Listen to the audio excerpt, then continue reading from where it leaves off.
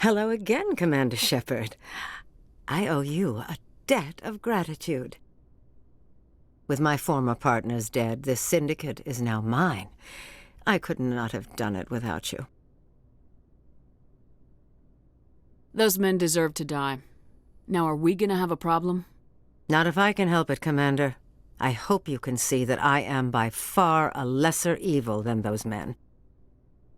Under my leadership, this organization will restrict itself to gambling and smuggling illegal technologies. There will be no drugs and no slave-taking for the Batarians. Those days are over. In that case, you're free to go.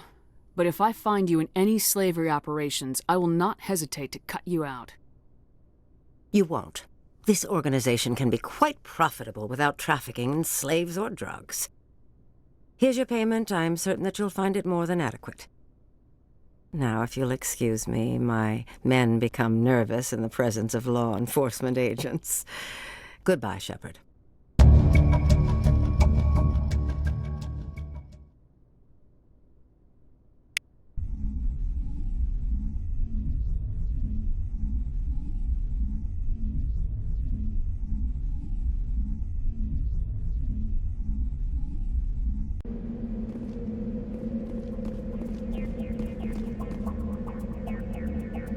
Ready.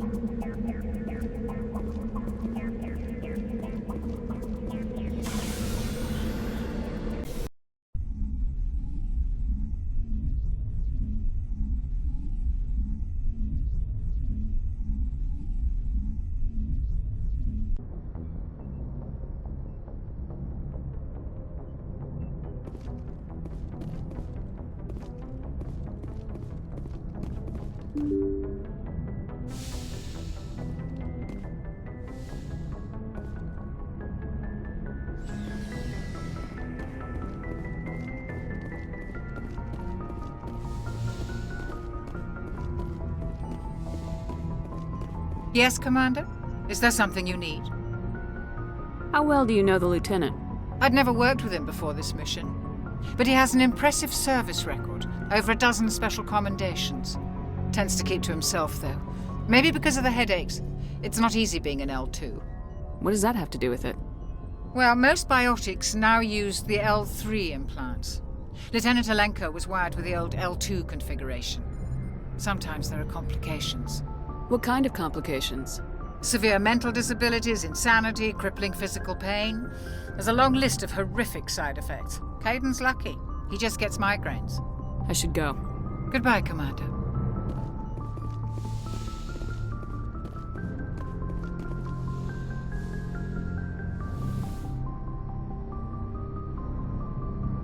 I never properly thanked you for saving me from the Geth, Commander. If you hadn't shown up... I'm just glad we got there in time.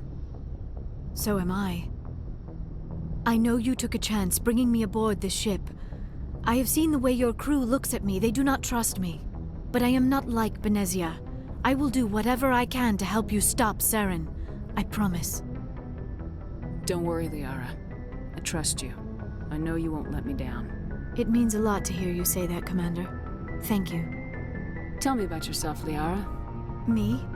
I am afraid I am not very interesting, Commander. I spend most of my time on remote digs, unearthing mundane items buried in long-forgotten Prothean ruins. Sounds dangerous. And lonely. Sometimes I would run afoul of indigenous life forms or stumble across a small band of mercenaries or privateers, but I was always careful. Until the Geth followed me to Artemis Tau. I never found myself in any situation my biotics could not handle. As for the solitude, well, that is one aspect that most appealed to me. Sometimes I just need to get away from other people. You don't like other people? I suppose it comes from being a matriarch's daughter. People expected me to follow in Benezia's footsteps. They wanted me to become a leader of our people. Matriarchs guide their followers into the future. They seek the truth of what is yet to come. Maybe that's why I became so interested in the secrets of the past. It sounds so foolish when I say it out loud. It sounds like I became an archaeologist simply to spite Benezia. All children rebel against their parents. It's a natural part of growing up. Aha, you share the wisdom of the matriarch, Shepard. That is exactly what Benezia said when I told her of my decision. But there was more to it than that. I felt drawn to the past. The Protheans were these wondrous, mysterious figures. I wanted to know everything about them. That is why I find you so fascinating. You were marked by the beacon on Eden Prime. You were touched by working Prothean technology. Sounds like you want to dissect me in a lab somewhere. What? No, I did not mean to insinuate. I never meant to offend you, Shepard. I only meant that you would be an interesting specimen for an in-depth study. No, that's even worse. Calm down, Liara. I was only joking. Joking? Oh, by the goddess, how could I be so dense? You must think I am a complete and utter fool. Now you know why I prefer to spend my time in the field with data disks and computers. I always seem to say something embarrassing around other people. Please, just pretend this conversation never happened. Do you know why Benezia joined up with Saren? I don't understand it. She was always outspoken about the need for the Asari to become more involved in shaping galactic events. Maybe she thought allying herself with Saren would somehow be for the greater good in the long run. At least I hope so. This hurts you, doesn't it? None of this makes any sense to me. I have not spoken to Benezia in many years, but I know her, and this was not like her. Something changed. I'd like to know more about the Asari. We were the first species to discover the Citadel. We were instrumental in forming the Council, and we always strive to be the voice of peaceful cooperation in galactic disputes. My people believe we are all part of a single galactic community. Each species contributes something to the greater whole. Although we seek to understand other species, it seems few of them seek to understand us. The galaxy is filled with rumors and misinformation about my people. Like what?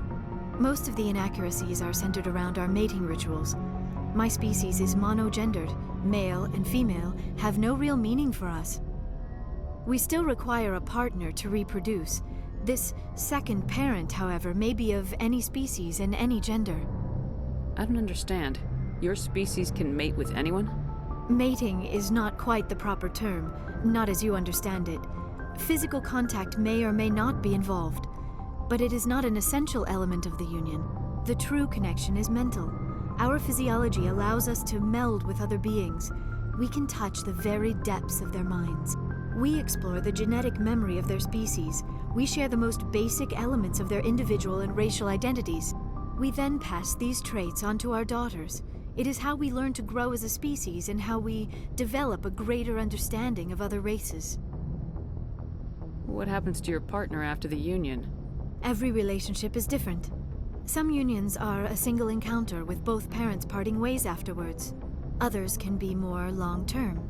Sometimes an Asari and her partner will stay together for many decades. Do you know who Matriarch Benezia chose as her partner? She rarely spoke of her partner. Though I know my father, if you want to use that term, was another Asari.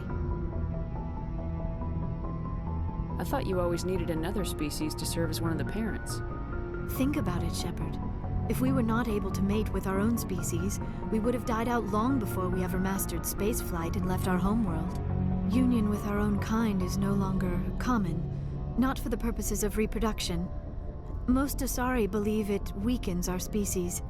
Asari daughters inherit racial traits from the father species.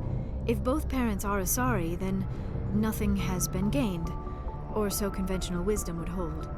I am what is sometimes called a pureblood. Though no Asari would ever be cruel enough to say the word to my face, it is a great insult among my people. It is possible Benezia's partner was embarrassed by their union. She may have been too ashamed to publicly acknowledge me as her offspring. Maybe she wanted to meet you but couldn't. Something could have happened to her. Maybe she passed away. You might be right. I hope you are. But I have no way to know for sure. Benezia never spoke of her partner. Whatever happened, it caused her too much pain to dwell on it. She raised me by herself, though that is not uncommon. Many Asari raise their children alone, particularly if the father species is short-lived. Often the partner will pass on long before the child reaches maturity. You Asari live for 1,000 years. What happens when your partner dies? Few sapient species live as long as my kind. We have learned to take a philosophical approach to our unions. We do not focus on the inevitable loss of our partners. Instead, we enjoy the time we spend with them. And even after they're gone, a part of them lives on in us. The union is a connection that transcends both time and space. I should go. Goodbye, Shepard.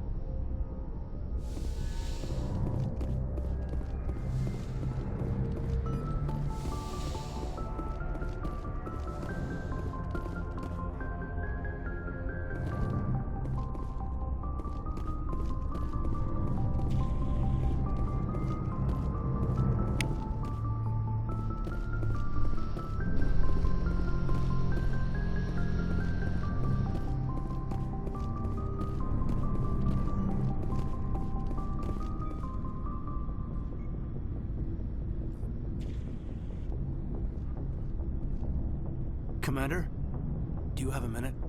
What's on your mind, Lieutenant? Off the record, I think there's something wrong here. This Saren is looking for records on some kind of galactic extinction, but we can't get backup from the Council? Sorry, Commander. There's writing on the wall here, but someone isn't reading it. The Council doesn't want to believe anything's wrong. I'd call it human nature, but... I hear you. It just seems like a group that's been around as long as the Council should see this coming. I mean, it's funny, we finally get out here, and the final frontier was already settled. And the residents don't even seem impressed by the view. Or the dangers. Well, well. You're a romantic. Did you sign on for the dream, Malenko? Secure a man's future in space? Yeah, I read a lot of those books when I was a kid, where the hero goes to space to prove himself worthy of a woman he loves, or, you know, for justice. Maybe I was a romantic in the beginning, but I thought about it after brain camp. Biotic acclimation and temperance training. I'm not looking for the dream. I just want to do some good.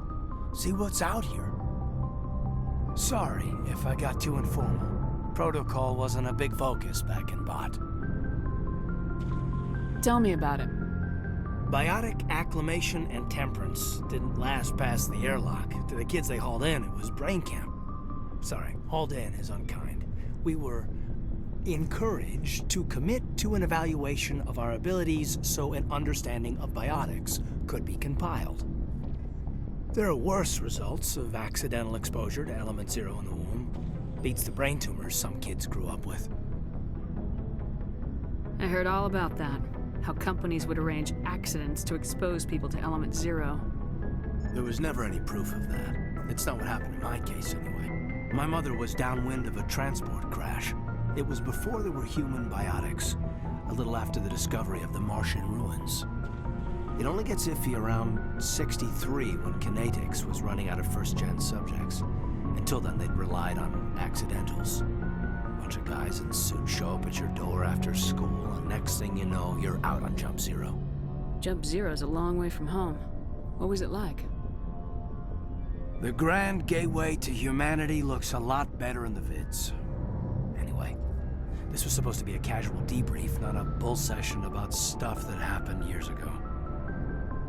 I wanted to get to know you a little better, that's all. Thanks for the talk, Caden. Well, you're welcome, ma'am. You, make a habit of getting this personal with everyone? Of course, but I don't enjoy it with everyone. We'll talk again later. I'll need some time to process that, Commander. But, yeah, I'd like that.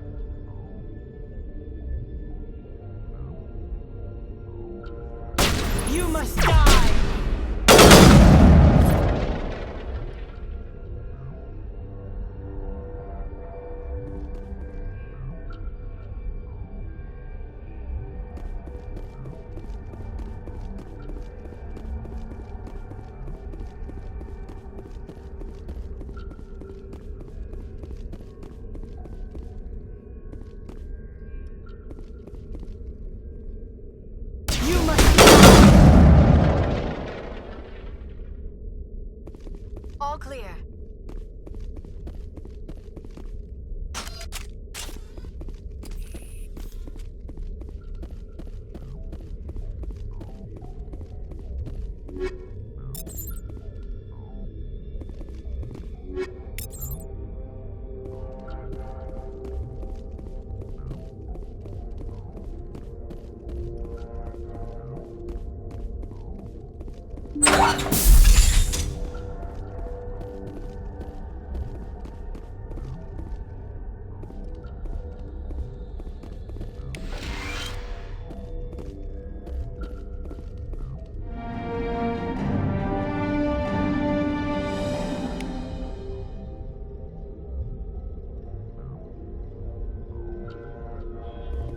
Let's get moving. Ready.